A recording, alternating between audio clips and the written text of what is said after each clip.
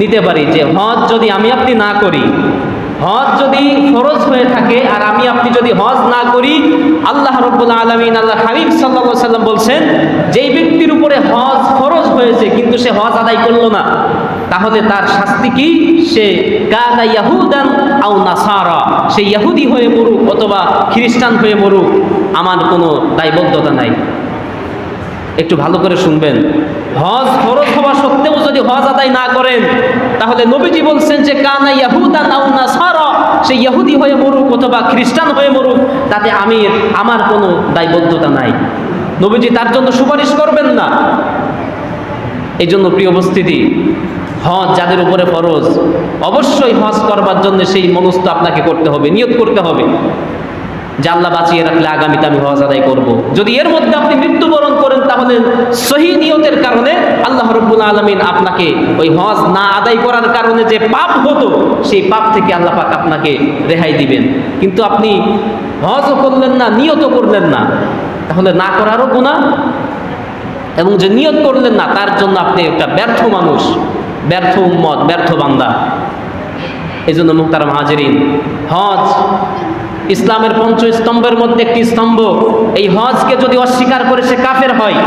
আপনি নামাজ পড়লেন, কুরবানি করলেন, যাকাত দিলেন, সব কিছু করলেন, হজকে যদি আপনি অস্বীকার করেন যে না এই হজ করা এটা ভালো না, মানে এইটা খামাকা টাকা নষ্ট, এরকম যদি আপনি হজের প্রতি অন্যমনস্ক দেখান, তাহলে সেটা হলো কুফরি করার শামিল। আর যে ব্যক্তি কুফরি করবে, আল্লাহ পাক ফাকাদ হারামাল্লাহু আলাইহিল জান্নাহ, শিরক এবং কুফরকারীর জন্য আল্লাহ পাক জান্নাতকে হারাম করেছেন। এই জন্য হজ এটা আমাদেরকে করতেই হবে যদি ফরজ হয়ে থাকে। এরপরে এই মাসের দ্বিতীয় নেকির কাজ হলো, মহৎ কাজ হলো কোরবানি করা, যেই কোরবানিটি আমাদের সামনেই অপেক্ষামান।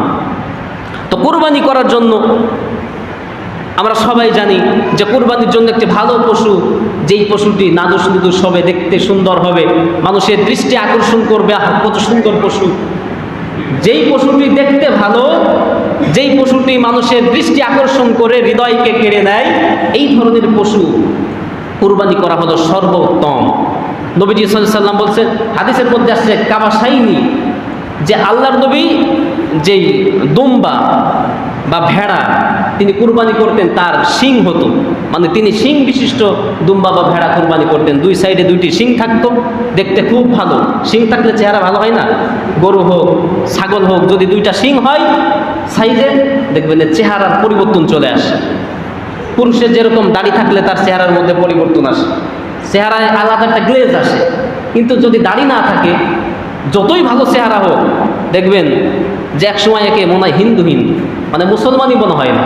দাড়ি না থাকলে এরকম একটা অবস্থা, যে যখন যৌবন বয়স পার হয় তখন তার চামড়া টামড়া ঝুলে একেবারে মনেই হয় না যে বেচারা মুসলিম। কিন্তু দাড়ি যদি থাকে, এই দাড়ির সৌন্দর্য এমন তার চেহারার মধ্যে গ্লেজ আনে যে তার চেহারার মধ্যে আলাদা একটা নূর চমকাতে থাকে। তো এইরকম পশুর যদি শিং থাকে, এই পশুর মধ্যে আলাদা একটা গ্লেজ আসে, চেহারার একটা চমক আসে, দৃষ্টি আকর্ষণ করে। তো নবীজি এভাবে সুন্দর পশু তিনি কুরবানি করতেন, এবং এই কুরবানিটা তিনি করতেন কিভাবে? ঈদের নামাজ, সালাতুল আদহা, সালাতু ঈদুল আদহা, কুরবানির ঈদ তিনি একটু সকাল সকাল করতেন। মোটামুটি সূর্য ওঠার আধা ঘন্টা থেকে 1 ঘন্টার মধ্যেই তিনি এই কুরবানির ঈদটা আদায় করতেন। কুরবানির ঈদের নামাজ, সকাল সকাল কুরবানি, সকাল সকাল ঈদের নামাজ এবং সকাল সকাল কুরবানি। তাহলে সকাল সকাল মানুষ গোশত পেয়ে গেল, মানুষ খেতে পারলো। আর ঈদুল ফিতর অর্থাৎ রোজার ঈদের নামাজ তিনি একটু দেরি করে পড়তেন, 1 ঘন্টা বা 1.5 ঘন্টা। সকালে ফজরের পরে, সূর্য ওঠার পরে 1 ঘন্টা থেকে 1.5 ঘন্টা পরে তিনি রোজার ঈদের নামাজ আদায় করতেন, একটু দেরি করে। আর কুরবানির ঈদের নামাজ সূর্য ওঠার মোটামুটি আপনার আধা ঘন্টা থেকে 1 ঘন্টার মধ্যেই তিনি আদায় করতেন, যাতে করে সকাল সকাল মানুষ নামাজ আদায় করে কুরবানির কাজ দিন থাকতেই সারতে পারে। সকালবেলায় খাওয়া দাওয়া মোটামুটি দুপুরের আগেই গোশত দিয়ে তিনি খাবার খেতেন। এবং কুরবানির ঈদের আরেকটি সুন্নত হলো যে কুরবানির ঈদের দিন সকালবেলায় কিছুই খাবে না, সে ফজরের নামাজ পড়ে কিছুই খাবে না, কিছু না খেয়ে সে ঈদের নামাজ আগে পড়বে। ঈদের নামাজ পড়ে বাড়িতে এসে কুরবানি করবে। কুরবানি করার পরে ওই কুরবানির গোশত দিয়ে সে ওই দিনের আহার শুরু করবে। ওই দিনের খাবারটা ওই কুরবানির গোশত দিয়ে খাবার শুরু করবে। এটা হলো মুস্তাহাব এবং নবীজির আমল, সুন্নাত এবং মুস্তাহাব উভয়টি। তো যদি আমার আপনার সম্ভব হয় যে কুরবানির ঈদের দিন সকালবেলায় কিছুই না খেয়ে আগে নামাজটা পড়ে, নামাজ পড়ে এসে সকাল সকাল একটা ছাগল আছে, আপনার খাসি আছে, তাড়াতাড়ি কোনো রকম কোরবানি করে দিয়ে এটা আপনি এই গোশত দিয়ে ওই দিনের খাবার শুরু করলেন, তাহলে কি হলো যে নবীজির আমল, যে আমলটি মানুষ সাধারণত করে না, খুব কম মানুষই এরকম আমল করে, এরকম পরিত্যক্ত মৃত একটি সুন্নতকে আপনি জীবিত করলেন, আপনি আমল করলেন। এর জন্য আল্লাহ পাক আপনাকে 100 গলা কাটা শহীদের সওয়াব দান করবেন। সুবহানাল্লাহ। এই জন্য আপনারা চেষ্টা করবেন, যাদের কুরবানি আছে সকালবেলায় কিছু না খেয়ে আগে নামাজ, এরপরে কুরবানি করে ওই কুরবানির পশু দিয়ে আমরা কি করি, অনেক সময় ভাগ বন্টন করতে দেরি হয়, ঠিক আছে। তো মোটামুটি এটা যদি আপনি নিজেদের মধ্যে সিস্টেম করেও নেই যে আগে আমাকে কিছু গোশত দাও, 1/2 কেজি গোশত আমি আগে রান্না চড়াই দেই, এরপরে আমার যখন ভাগে আসবে সেই ভাগ থেকে 1/2 কেজি আমাকে কম দিন, একই কথা না? আগে আপনি 1/2 কেজি নিয়ে নিলেন, যখন ভাগ বন্টন হবে তখন আপনাকে 1/2 কেজি কম দেওয়া হলো, একই তো কথা। আপনি কোরবানির ভাগ যখন হয়ে যায় তখন আপনি পেতেন 10 কেজি, তখন আপনি নিলেন 9.5 কেজি, যা আমি এর আগে 1/2 কেজি নিয়েছি। তা আমাদের সমাজ এটা হয়তো প্রচলন নাই, কিন্তু এটা প্রচলন করতে হবে। কোরবানি করা শেষ, যারা যারা কোরবানির মধ্যে ভাগী আছেন তাদের উচিত যে 1 পোয়া হোক, 1/2 কেজি হোক, প্রত্যেকের বাড়িতে আগে পাঠিয়ে দিয়ে ওইটা দিয়ে রান্না করে মোটামুটি 1 পিস গোশত আপনি খেলেন। তাহলে কি হলো, এর কারণে আপনি 100 গলা কাটা শহীদের সওয়াব আপনি পেয়ে যাবেন। সুবহানাল্লাহ। কারণ এমন একটি সুন্নাত এবং মুস্তাহাব আমল এটি, যে আমলটি খুব কম মানুষ আমল করে। তো এই কম মানুষের মধ্যে আপনি যদি করেন তাহলে আপনি বিরাট সওয়াবের অধিকারী হয়ে গেলেন। তো এটা নিজেদের মধ্যে সিস্টেম করে নিতে হয়। এই কুরবানির ঈদের আরেকটি আমল হলো, এই কুরবানির ঈদ হচ্ছে খালি মাঠে পড়তে হয়। মানে কুরবানির ঈদ হোক বা রোজার ঈদ হোক, এটা খালি ময়দানে, অনেক জায়গায় মসজিদে হয়, বিভিন্ন কারণে, হয়তো সামাজিক কোন্দলের কারণে অথবা দলাদলির কারণে বিভিন্ন জায়গায় এরকম হয়েছে যে মসজিদে তারা ঈদের নামাজ আদায় করছে বা করে। তো এটা যেন না হয়, কোনো মসজিদ বা ছাদের নিচেই কুরবানির ঈদ হোক বা রোজার ঈদ হোক ঈদের নামাজ আদায় করা সহি নয়। ঈদের নামাজ হবে ফাঁকা ময়দানে, খালি ময়দানে, এলাকার সমস্ত মানুষ যেখানে উপস্থিত হতে পারবে এমন একটি জায়গায় মানুষেরা ঈদের নামাজ আদায় করবে। তো মুআজ্জাজ মুহতারাম, কুরবানির ঈদ নিয়ে আমাদের অনেকের মধ্যেই বিভিন্ন ধরনের প্রশ্ন, বিভিন্ন ধরনের দ্বিধাদ্বন্দ্ব আমাদের মধ্যে ঘুরপাক খায়। কারণ কুরবানির ঈদ একে তো নামাজ এবং সেই সঙ্গে কুরবানির বিভিন্ন ধরনের মাসলা মাসাইল, বিভিন্ন ধরনের মানুষের মনের চাহিদা, আশা আকাঙ্ক্ষা, এইগুলি জুড়ে রয়েছে বিভিন্ন ধরনের প্রশ্ন। তার মধ্যে একটি প্রশ্ন হলো, সমাজে গোশত দিয়ে তার একটা ভাগ নেওয়া হয়। মানে যেখানে সমাজ আছে, সব জায়গায় কিন্তু সমাজ নাই। যেরকম আমাদের এলাকায়, আমার বাড়ি যেখানে, ওখানে সমাজ নাই। মানে যে যার মতো কুরবানি দিচ্ছে, ভাগ বন্টন করে আশপাশের বাড়িতে দিয়ে দিচ্ছে। কিন্তু বিভিন্ন জায়গায় সমাজ ভিত্তিক গোশত বন্টন এই নীতিটা অবলম্বন করা হয়। তো সমাজে গোশত দিলেন, আপনি কোরবানি করার পরে সমাজে যে গোশতটা দিলেন, এই গোশত যদি আপনি আবার আপনার বাড়িতে ফেরত নিয়ে আসেন, তাহলে এর আবার 2টা সুরত আছে। এর হচ্ছে 2টা সুরত। সমাজে গোশত দিলেন আপনি, 5 কেজি গোশত আপনি সমাজে দিলেন, ওই 5 কেজি গোশত থেকে আপনাকে হয়তো 1/2 কেজি বা 1 কেজি আবার লাস্ট ফিনিশিংয়ে আপনার বাড়িতে পৌঁছে দেওয়া হলো, এরকম একটা সিস্টেম হয়তো আছে এদিকে। ওই গোশত আপনি যে নিয়ে আসলেন, এখানে 2টা সুরত। একটা সুরত হলো, ওই গোশত যদি আপনি ভক্ষণ করেন, আপনি খান, যে আমাকে সমাজ থেকে প্রত্যেকেই 4-5 কেজি করে পাই, আমিও 3 কেজি 4 কেজি পেয়েছি, অথচ আপনি কোরবানি দিয়েছেন, আপনি সমাজে শরিক হয়েছেন গোশত দিয়ে। এই গোশত যদি আপনি খান বা আপনার পরিবারে এটা যদি ব্যয় করেন, তাহলে এই কোরবানি আপনার জন্য জায়েজ হলো না, সহি হলো না। এটা হলো একটা সুরত। আর দ্বিতীয় সুরত হলো, নবীজি সাল্লাল্লাহু আলাইহি সাল্লাম হাদিসের মধ্যে বলছেন, দেখেন হাদিস, মুসলিম শরীফের হাদিস। আল্লাহর নবী সাল্লাল্লাহু আলাইহি সাল্লামকে হযরত ওমর রাদিয়াল্লাহু তাআলা আনহু প্রশ্ন করলেন, ইয়া রাসূলুল্লাহ, আমি একজন ব্যক্তিকে একটা ঘোড়া দান করেছি, ভালো করে শুনবেন, ভুল বুঝবেন না। আমি একজন ব্যক্তিকে ঘোড়া দান করেছি, সে যেন যুদ্ধে যেতে পারে, যুদ্ধে যাওয়ার জন্য তাকে আমি একটা নাদুস ঘোড়া দান করেছি। কিন্তু বেচারা অনেক গরিব, ঘোড়াকে খাওয়াবে কি সেটাও তার কাছে নাই। কিছুদিনের মধ্যেই ঘোড়াটি ক্লান্ত হয়ে গিয়েছে, তার শরীরটা শুকিয়ে গিয়েছে। আমি তো ভাবছি ওই ঘোড়াটি সে খুব ভালো জাতের ঘোড়া, কিন্তু আমার মনে হচ্ছে ওই ব্যক্তি একে তো খাওয়াইতে পারে না, পড়াইতে পারে না, এই ঘোড়া সম্ভবত সে অল্প দামে অন্য কারোর কাছে বিক্রি করে না দেয়, বিক্রি করে দেবে অন্যের কাছে, আমার এটা মনে হচ্ছে। তো আমি কি তার থেকে ওই ঘোড়াটা আমি তাকে দান করেছিলাম সেটাকে আবার কিনে নিতে পারবো, ফিরে আনতে পারবো, আমি খরিদ করতে পারবো কিনা? নবীজি সাল্লাল্লাহু আলাইহি সাল্লাম তখন ওমরকে বললেন যে ওমর লা তাবতাহু ওয়ালা তাউদ। নবীজি বললেন ওমর লা তাবতাহু ওয়ালা তাউদ, তুমি যেটা দান করেছো, তুমি যেটা দিয়েছো আল্লাহর জন্য, সেটার পেছনে তুমি পড়ো না। ওয়ালা তাউদ, সেটা তুমি আবার ঘুরিয়ে নিয়ে এসো না, তুমি আবার ফিরায় নিও না। লা তাবতাহু ওয়ালা তাউদ ফি সাদাকাতিকা, তুমি যেটা সদকা করেছো, দান করেছো আল্লাহর জন্য, সেটা তুমি আবার তার পেছনে পড়ো না এবং সেটাকে তুমি ঘুরাই নিয়ে আসো না, ফিরিয়ে নিও না, সেটাকে তুমি কিনে নিও না। ফাইনাল আইদা ফি সাদাকাতিকা কাল কালবি ইয়াউদু ফি কাইহি, রাওয়াহুল মুসলিম। নবীজি বলছেন যেই ব্যক্তি দান করে একজনকে কিছু দিয়ে সেটা আবার কিনে নেয় নিজে, অথবা নিজে ঘুরিয়ে নিয়ে আসে, ফেরত নিয়ে আসে, সে যেন ওই কুকুরের মতো, যেই কুকুর বমি করে দেয়, কাল কালবি ইয়াউদু ফি কাইহি, যেই কুকুর বমি করে সেই বমি আবার চেটে খায়। নাউযুবিল্লাহি মিন যালিক। ভাবছেন, চিন্তা করে দেখেন, দান করে সেটা যদি আপনি আবার নিয়ে চলে আসলেন, তাহলে আপনার উদাহরণ হলো ওই কুকুরের ন্যায়, যেই কুকুর বমি করে আবার সেই নিজের বমি সে চেটে খায়। তাহলে সমাজে যেই গোশতটা দিলেন, এই গোশত আপনি বাড়িতে আনতে পারেন দুইটা সুরত। একটা হলো হয়তো সেটা আপনি খাচ্ছেন, আপনার পরিবারে খাচ্ছে, 3 কেজি গরুর গোশত, বাপরে বাপ, 2000 টাকা, 3 কেজি গরুর গোশত 2000 টাকা। এই লোভে পড়ে যদি আপনি সমাজের দেওয়া গোশত আপনি বা আপনার পরিবারে খরচ করেন, খান, তাহলে আপনার এই কুরবানি জায়েজ হবে না। আপনার উদাহরণ ওই কুকুরের ন্যায় হবে যে বমি করে আবার খায়। আর একটি সুরত হলো, যে গোশত আপনি পেলেন 3 কেজি বা 3.5 কেজি 4 কেজি, এই গোশত যদি আপনি আবার কাউকে দিয়ে দেন, আপনার কাছে আসছে, আপনি আবার গরিবদেরকে দিয়ে দিলেন, পাশের বাড়ি একজন কোরবানি করে নাই বা কোনো কেউ ফকির আসছে, তাদেরকে আপনি দিয়ে দিলেন, তাহলে এটা জায়েজ আছে, এটা জায়েজ আছে, এটা সহি আছে। কিন্তু আপনার খাওয়া সহি নাই, খাওয়া জায়েজ নাই। আরেকটি বিষয় হলো, সমাজ থেকে কুরবানি দাতা যে গোশতটা পেল, হয়তো কুরবানি দাতা গোশত পেল গরুর গোশত, আর ওই ব্যক্তি কুরবানি করেছিল খাসি। এখন ওই ব্যক্তি ভাবলো যে আমি তো খাসি জবাই করেছিলাম আর পেলাম হলো গরুর গোশত, তাহলে আমি 3 কেজি গরুর গোশত রেখে 3 কেজি আমার বাড়ির থেকে খাসির গোশত দিয়ে দিই, সদকা করে দিই। না, এটাও জায়েজ নাই, এটাও জায়েজ নাই। আপনি গরু কুরবানি করেছেন, আপনার সমাজ থেকে আপনাকে দিয়েছে কি খাসির গোশত 2 কেজি, আপনি ভাবলেন যে 2 কেজি খাসির গোশত রেখে আমার ভাগ থেকে গরুর গোশত 2 কেজি দিয়ে দিই, এটাও জায়েজ নাই। কারণ আপনাকে যেটা ফেরত দেওয়া হয়েছে, সমাজ থেকে পাঠানো হয়েছে, এটা হলো গরিব দুঃখীর, এটা হলো সদকা। এটা কি?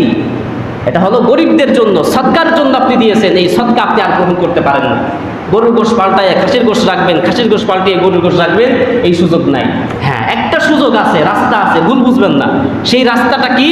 আপনার পাশের বাড়ির একজন কোরবানি করে নাই, আপনি তাকে 2 কেজি গরুর গোশত দিয়ে দিলেন। এবার সে যদি বলে যে ভাই আমার তো গরুর গোশত লাগবে না, আমার খাসির গোশ হলে ভালো হয়, আপনার বাড়িতে খাসির গোশ আছে, তাহলে আমরা দুইজন অদল বদল করে নিই, পরিবর্তন করে নিই।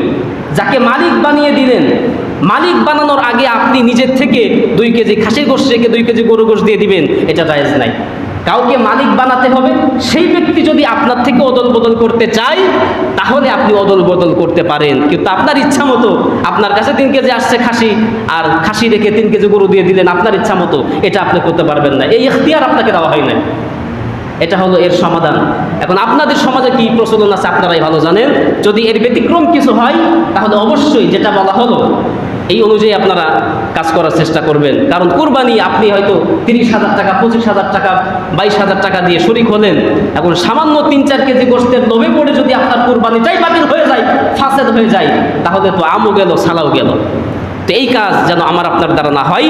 কুকুর বমি করে ওই বমি খেলে যা হয়, কুরবানি দিয়ে, সমাজে গোশত দিয়ে, ওই গোশত ফেরত নিয়ে নিজে ভক্ষণ করলে তার অবস্থা তাই হয়।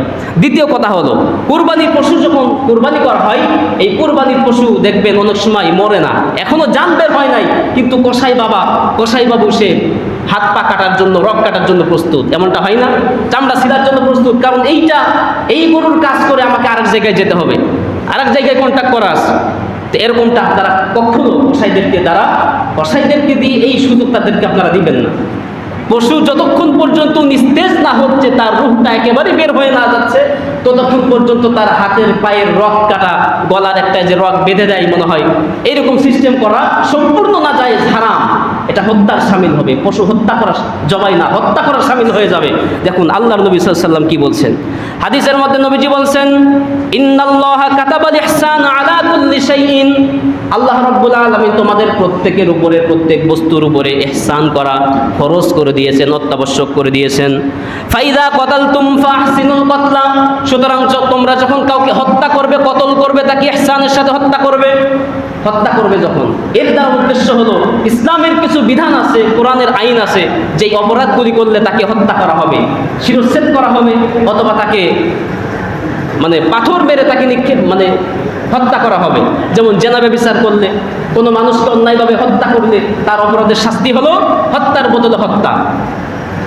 তো যেই আসামিকে শাস্তি দেওয়া হবে, হত্যা করা হবে, তাকেও সহজভাবে হত্যা করা হবে। তাকে হয়তো ফাঁসির কাছে ঝোলানো হবে, অথবা তাকে ধারালো ছুরি দিয়ে তার গর্দানটা শিরচ্ছেদ করা হবে। মানে সহজভাবে তাকে কতল করতে হবে, হত্যা করতে হবে। আর দ্বিতীয় বিষয়টা হলো ওয়াইযা যাবাহতুম ফাহসিনুজ যাবহা, এই যে এটা হলো কুরবানি এবং পশু জবাই করার সঙ্গে সার। এখানে বলা হচ্ছে ফাইযা যাবাহতুম ফাহসিনুজ যাবহা, যখন তোমরা পশু কুরবানি করবে, পশু জবাই করবে, তখন ওই জবাইটা যেন তোমাদের ইহসানের সাথে হয়। এমনটা যেন না হয় যে একটা পুতলা, মানে যেই ছুরির কোনো ধার নাই, এমন একটা ছুরি দিয়ে আপনি তাকে জবাই করতেছেন, পশুর কষ্ট হচ্ছে, অথবা পশুকে আগে আঘাত করা হচ্ছে, আঘাত করে তাকে নিস্তেজ করে এরপরে তাকে আপনি কুরবানি করবেন, এটাও জায়েজ নাই। পশু কুরবানি করা হয়ে গেছে, পশুর এখনো জান পরিপূর্ণরূপে খতম হয় নাই, এখনো তার শরীরটা কাঁপতেছে, হাত পা নাড়াচ্ছে, এমন সময় তার রক কাটা শুরু করে দিল, এটাও জায়েজ নাই। নবীজি বলছেন ফাইদা যাবাহতুম ফাহসিনুজ যাবহা, যখন তোমরা কুরবানি করবে, জবাই করবে, তখন সেটা ইহসানের সাথে করো। তার রূহটা পরিপূর্ণ যখন বের হবে, তখন তার তোমরা কাটাছেলা শুরু করবে।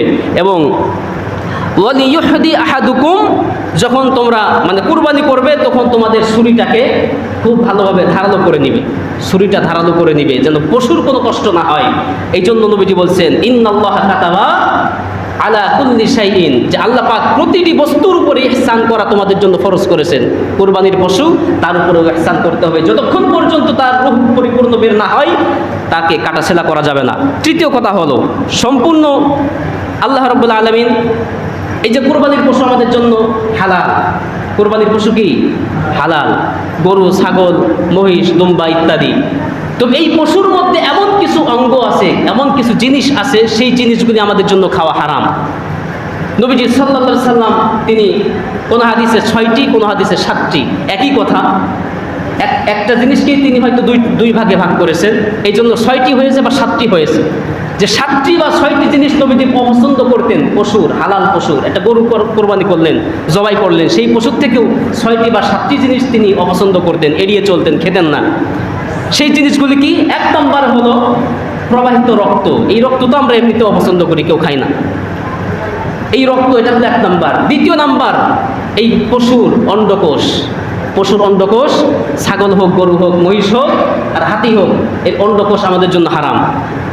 2য় নাম্বার হলো পশুর নর হোক বা নারী হোক, মাদি হোক অথবা নর হোক, এই পশুর যে গুপ্তাঙ্গ থাকে, তার যে গুপ্তাঙ্গ থাকে, আপনারা বুঝেছেন, এই গুপ্তাঙ্গ খাওয়া আমাদের জন্য উচিত নয়।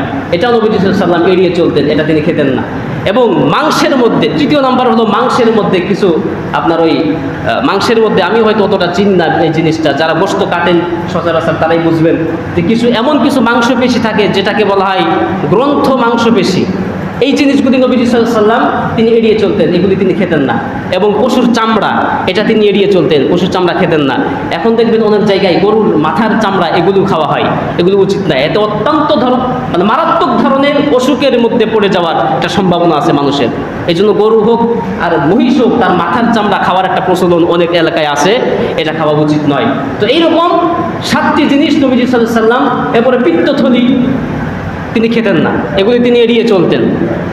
মূত্রথলি, এগুলি তিনি এড়িয়ে চলতেন, খেতেন না। তো এই রকমের 6টি বা 7টি জিনিস এই পশুর থেকে তিনি এড়িয়ে চলতেন, এগুলি তিনি খেতেন না। এই বিষয়গুলি আমাদের যখন কসাইরা কাজ করে তখন তাদেরকে অবহিত করতে হবে এবং বিষয়গুলি আমাদের একটু যাচাই বাছাই করে নিতে হবে।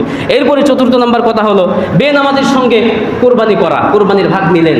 আসলে দেখেন আল্লাহ রাব্বুল আলামিন কোরআনে কারীমের মধ্যে বলছেন কি আর আমরা করিটা কি। আল্লাহ রাব্বুল আলামিন বলছেন ইন্না আতাইনাকাল কাউসার ফাসাল্লি লিরাব্বিকা ওয়ানহার ইন্না শানিয়াকা হুয়াল আবতার। আল্লাহ পাক বললেন ফাসাল্লি লিরাব্বিকা ওয়ানহার, বান্দারে আগে নামাজ আদায় করো, ওয়ানহার এরপরে তুমি কোরবানি করো। আল্লাহ বলছেন আগে নামাজি হও এরপরে কুরবানি দাতা হও। কিন্তু আমাদের সমাজে অনেকেই আছেন নামাজের ধার ধারে না, শুধু রমজান মাস আসলে নামাজ আদায় করে, অথবা শুধু শুক্রবার জুমার দিনের নামাজ আদায় করে, শুধু জানাজার নামাজ আদায় করে, এশার নামাজের খবর নাই, আবার জানাজার নামাজে মুসল্লির অভাব নাই, ঠিক কি না? এশার নামাজে মসজিদে মুসল্লি নাই, অথচ জানাজার নামাজের মাঠ একদম ফ্লাপ হয়ে গেছে। কে বলেছে আপনাকে এই পাইতারা করতে? আপনি আল্লাহকে ধোঁকা দিতে চান? আল্লাহকে আপনি ধোঁকা দিতে পারবেন না, কারণ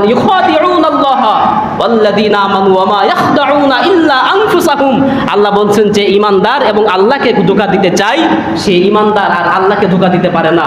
ওমা ইয়াখদাউনা ইল্লা আনফুসাহুম, প্রকৃতপক্ষে সে নিজেকেই ধোঁকার মধ্যে ফেলে দেয়।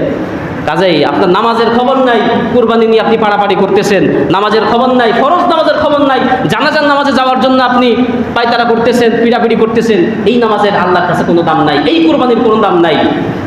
নামাজ ছাড়া কুরবানি দাতার অবস্থা হলো এই, যেই ব্যক্তি মানে লুঙ্গি খুলে পাগড়ি বাঁধে। ডক্টর আব্দুল্লাহ জাহাঙ্গীর রহমতুল্লাহ আলাই ওনার একটা উক্তি এরকম যে যেই ব্যক্তি নামাজি না, নামাজ আদায় করে না, অথচ কুরবানি করার জন্য পিড়াপিড়ি করতেছে, তার অবস্থা তো ওই ব্যক্তির মতো যেই ব্যক্তি শুনছে যে পাগড়ি বাঁধা অনেক ফজিলতের কাজ, অনেক সওয়াবের কাজ। কি করবে? এখন পাগড়ি তো নাই, পরনে ছিল লুঙ্গি, এই বেচারা লুঙ্গি খুলে মাথায় পাগড়ি বাঁধছে। তাহলে দেখেন ফরজ খুলে ফরজ তরক করে এটা মুস্তাহাবের উপর আমল করতেছে। তো অনেক বিষয়টা হলো না, কোরবানি এবং নামাজের সম্পর্কটা এমনই, নামাজ হচ্ছে ফরজ বিধান, কোরবানি করা ফরজ না। সারা জীবনেও যদি কোরবানি না দেন আল্লাহ আপনাকে ধরবেন না, যদি আপনার উপরে কোরবানি ওয়াজিব না হয়ে থাকে। কিন্তু প্রত্যেক ব্যক্তির উপরে নামাজ ফরজ, ঠিক কি না? মোটামুটি ছেলেদের জন্য 10 বছর বা 11 বছর, আর মেয়েদের জন্য 9 বছর। 9 বছর একটা মেয়ের বয়স যখনই হবে তার উপরে নামাজ ফরজ, একটা ছেলের বয়স যখনই 10 বছর বা কেউ বলছেন 11 বছর হবে তার উপরে নামাজ ফরজ। তো কাজে এই বিষয়টা আমাদের খেয়াল রাখতে হবে। কোনো বেনামাজের সঙ্গে আপনি কোরবানির ভাগ নিতে পারবেন না। তবে হ্যাঁ, একজন ব্যক্তি নামাজ আদায় করতো না, কিন্তু দেখছেন কোরবানির আগ দিয়ে মোটামুটি সে নামাজে আসতেছে, নামাজ পড়তেছে, এর সঙ্গে মাসালা দিয়েছেন অনেক উলামায়ে কেরাম যে হ্যাঁ, যেহেতু সে এখন নামাজি হয়েছে, পরবর্তীতে নামাজ আদায় করবে কিনা সেটা তার ব্যাপার, কিন্তু যেহেতু এখন সে নামাজ আদায় করতেছে তার সঙ্গে কোরবানি নেওয়া জায়েজ আছে, এটা সহি হবে। এরপর আরেকটা বিষয় হলো যে ঈদের নামাজে আপনি যখন যাবেন এবং আসবেন, শুধু ঈদের দিনের সঙ্গে এটা খাস নয়, এটা 9 জিলহজ ফজর থেকে নিয়ে 13 জিলহজ আসর পর্যন্ত তাকবীরে তাশরিক, আল্লাহু আকবার, আল্লাহু আকবার বলুন তো সবাই, আল্লাহু আকবার, আল্লাহু আকবার, লা ইলাহা ইল্লাল্লাহু আল্লাহু আকবার, আল্লাহু আকবার ওয়ালিল্লাহিল হামদ। আবার আল্লাহু আকবার, আল্লাহু আকবার, লা ইলাহা ইল্লাল্লাহু আল্লাহু আকবার, আল্লাহু আকবার ওয়ালিল্লাহিল হামদ। এটাকে বলা হয় তাকবীরে তাশরিক। এই তাকবীরে তাশরিক প্রতি নামাজের পরে একবার উচ্চ স্বরে পুরুষদের জন্য বলা, এটা হলো ওয়াজিব।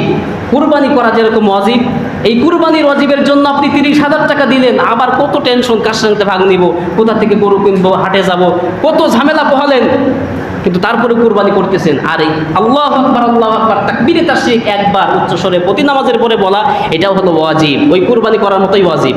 এটা যদি আপনি ছেড়ে দেন আপনি গুনাহগার হবেন, এটা ছেড়ে দিলে আপনি গুনাহগার হবেন। আর যারা নারী মহিলা, এই মহিলারা তাদের বাড়িতে যখন নামাজ আদায় করবেন তারা অনুচ্চ স্বরে মানে আস্তে আস্তে নিম্ন আওয়াজে এই তাকবীরটা একবার বলা, এটা হলো মানে মুস্তাহাব বা সুন্নাত, আর বেশিও বলা যেতে পারে। এরপরে আপনি সারাদিন চলছেন ফিরছেন, এই যে এই 4 দিনে, এই 5 দিনে সারাদিন আপনি এই তাকবীরটা বলবেন, কাজ করতেছেন এই তাকবীর বলবেন, কারণ এর অনেক ফজিলত রয়েছে। আর এরপরের বিষয়টা হলো যে ঈদকে কেন্দ্র করে আমাদের সমাজে অনেক অশ্লীলতা, বেহায়াপনা, এটা আমাদের সমাজে এখন ছড়িয়ে আছে ঈদকে কেন্দ্র করে। দেখেন, ঈদ হচ্ছে, ঈদ মানে যেটা বারবার ঘুরে ফিরে আসে, ঈদুন, ঈদ প্রতি বছর আমাদের মুসলমানদের সমাজে, আমাদের ধর্মে এটা ঘুরে ফিরে আসতেছে।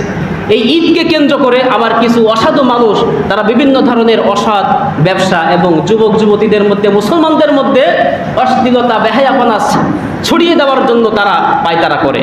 কিন্তু আপনি কুরবানির ঈদ এত মহৎ একটা দিন, এত উত্তম ফজিলতের একটা দিন, সেই দিন যদি আমাদের সমাজে কিছু ছেলেরা দেখবেন যে তারা কি করে, ওই পিক আপ ভাড়া করে, ট্রাক ভাড়া করে পিক আপ ভাড়া করে কিছু বক্স নিয়ে এরপরে আপনার রাস্তা দিয়ে চলতে থাকে সন্ধ্যা পর্যন্ত, সারাদিন সন্ধ্যা পর্যন্ত বিভিন্ন রোডে রোডে তারা ঘুরতে থাকে। মনে হয় যেন সরকার তাদেরকে পারমিশন, মানে সরকার তাদেরকে বেতন দিয়ে এই কাজের জন্য অন্তর্ভুক্ত করেছে। আমার আপনার সন্তানেরা যারা, আপনি কুরবানি করছেন, আপনি ঈদের নামাজে গেলেন, অথচ আপনার সন্তান কিভাবে করে আপনার টাকা নিয়ে, আপনি তো তাকে টাকা দিয়েছেন, আপনার পকেটের টাকা নিয়ে ওই ছেলে গাড়ি ভাড়া করতেছে, বন্ধু বান্ধবী নিয়ে সে বক্স ভাড়া করে রাস্তা দিয়ে চলছে, আর ডিজে গান চলছে, এরপরে তারা বিভিন্ন মেয়েদেরকে ইপটিজিং করে, ড্যান্স করে। কি এগুলো দেখেন না আপনারা? দেখেননি এগুলা কখনো? হ্যাঁ, এটা আমাদের সমাজে হয়, হয়তো বা এই দিকে হয় না, কিছু কিছু এলাকার ছেলেরা এরকম কাজ করে, এটা গর্হিত কাজ। দেখেন আল্লাহ রাব্বুল আলামিন কোরআনের মধ্যে বলছেন, ইন্নাল্লাযীনা ইউহিব্বুনা আন তাশিআল ফাহিশাতু ফিল্লাযীনা আমানু লাহুম আযাবুন আলীম ফিদ দুনিয়া ওয়াল আখিরাহ।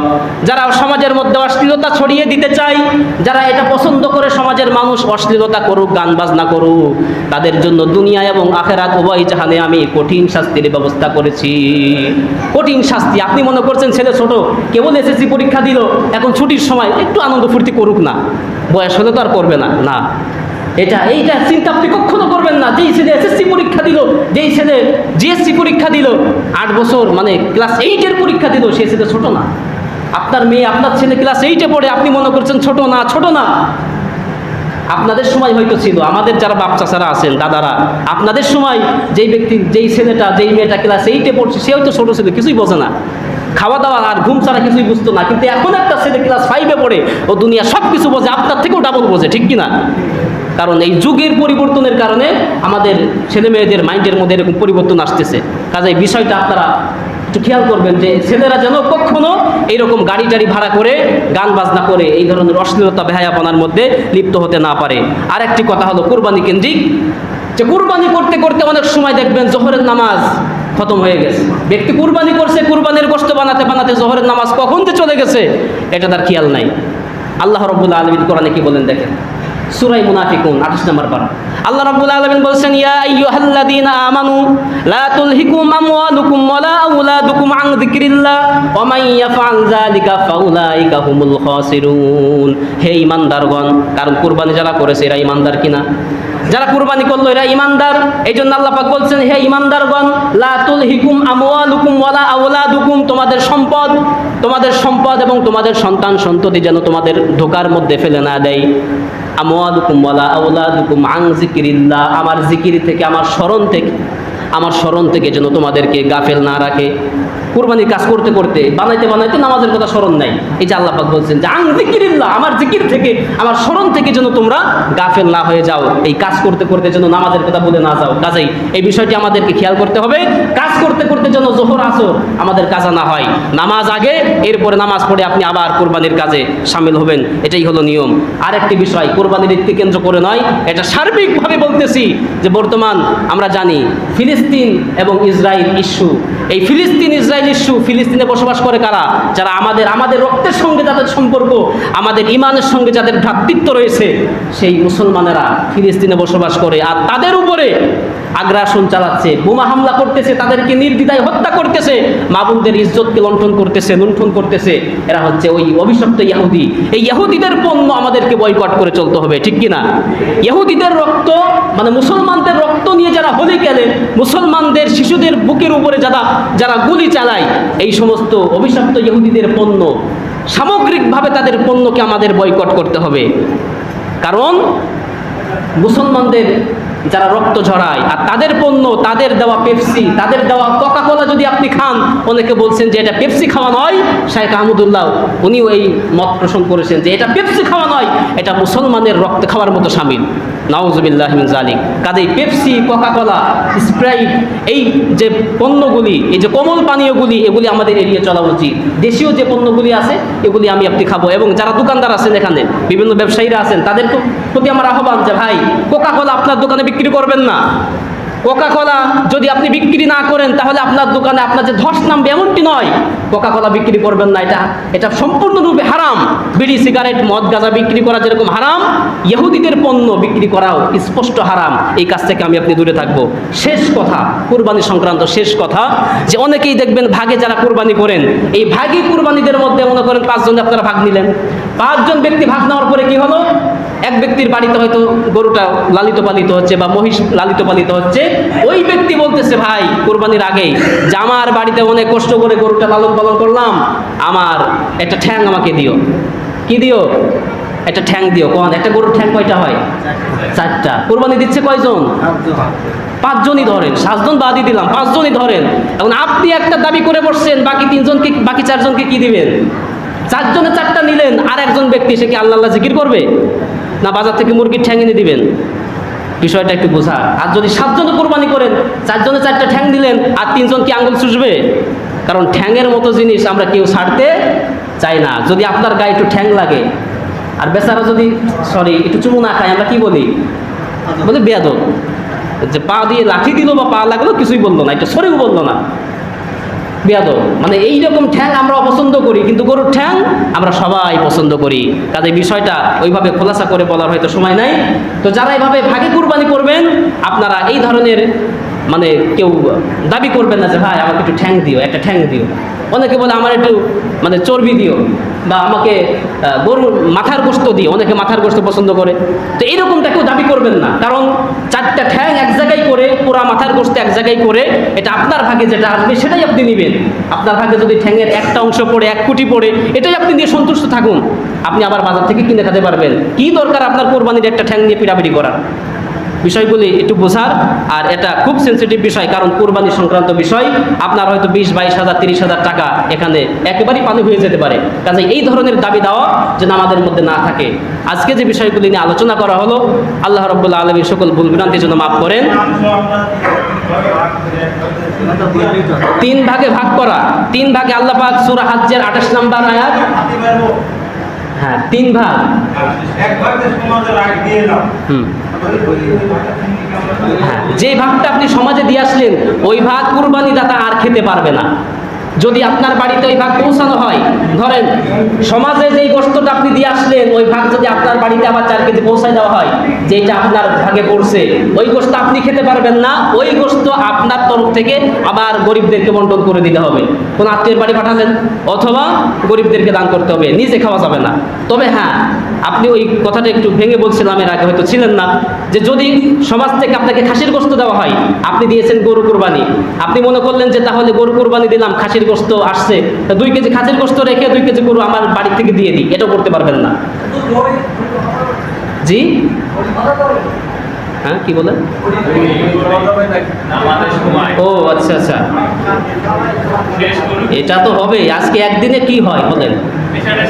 হ্যাঁ, বিষয়টা হলো এই যে সমাজ থেকে যে গোশতটা আসবে, এটা খাওয়া যাবে না। আপনি যাকে দান করলেন, সে যদি আপনাকে দেয় যে ভাই আপনার বাড়ির গরু আছে, আমাকে তো খাসির গোশত দিয়েছে, আমার খাসির দরকার নাই, গরু খাবো, সে যদি আপনার থেকে বদল বদল করে নিতে চায়, তাহলে অদল বদল করে খাওয়া জায়েজ আছে। কিন্তু আপনি নিজের থেকে অদল বদল করে নেবেন, যে সমাজ থেকে খাসি আসছে, খাসি নিয়ে আমি নিজের থেকে 2 কেজি গোশত গরু দিয়ে দিলাম, এটা আপনি করতে পারবেন না, এটা জায়েজ নাই। হ্যাঁ হ্যাঁ, এখন আজকে এই পর্যন্তই। বাকি কোরবানি সংক্রান্ত কিছু জানার থাকলে জেনে নেবেন।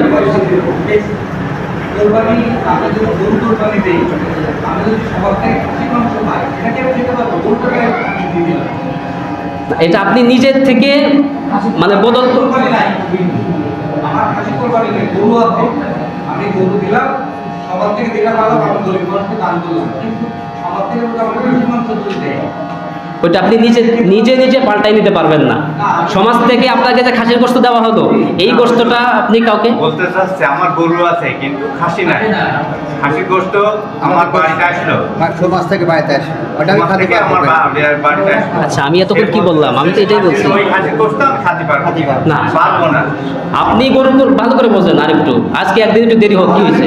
মানে গিয়ের কথা সমাজ থেকে যা পাবো সেটা আমাদের না, কুরবানি দাতা সেটা খাবে না, বুঝছেন? কুরবানি দাতা সেটা একদম স্পর্শ করতে পারবে না। তবে আপনি যদি খাসি আপনার বাড়িতে আসছে, আপনি গরু কুরবানি করছেন, আপনার বাড়িতে খাসি আসলো, তাই না? এখন এই খাসির গোশত আপনি আপনার ভাইকে দিয়ে দিলেন। ওই ভাই যদি বলে যে ভাই খাসি আমি খাবো না, তোমার বাড়ি গরু আছে, আমার 2 কেজি গরু দাও, আর এই খাসি তুমিই রাখো। তাহলে আপনি ওই খাসির গোশত রাখতে পারবেন, কারণ আপনি একজনকে দান করেছেন, সে মালিক হয়ে গেছে, এখন মালিকে পরিবর্তন করতেছে, সমস্যা নাই। আর যখন আপনার কাছে ওই খাসির গোশত আসছে, তখন কিন্তু আপনি মালিক না, তখন কিন্তু ওটা সৎকার মালি আছে, দানের মালি আছে, এখনো মালিক হন নাই। কাজে ওটাকে একজনের মালিক বানাতে হবে। ওই মালিক যদি আপনার সাথে পরিবর্তন করে, তাহলে আপনার জন্য খাওয়া যায় আছে। আমাদের কোরবানি দেওয়ালা যারা কোরবানি দেবে তারা সমাজ থেকে আসলে কিছুই না এটা না, এর থেকে বেঁচে থাকবে কি দরকার ভাই? আরো কিছু জানার থাকলে পরে ব্যক্তিগতভাবে জেনে নেবেন ইনশাআল্লাহ। সবাই পায়, এটা সামাজিক ব্যবস্থা, বুঝছেন? এটা হলো সামাজিক ব্যবস্থা যে সমাজ সবাইকে দেয়, কিন্তু আপনাকে আপনি দিবেন কেন? আপনাকে দিছে, আপনি ওইটা আবার বন্টন করে দেন। ওই নিজে বর্ণন করতে হবে, খাওয়া দাওয়া আপনি আবার নিজে থেকে বন্টন করে দিবেন, তারপরে দিবেন।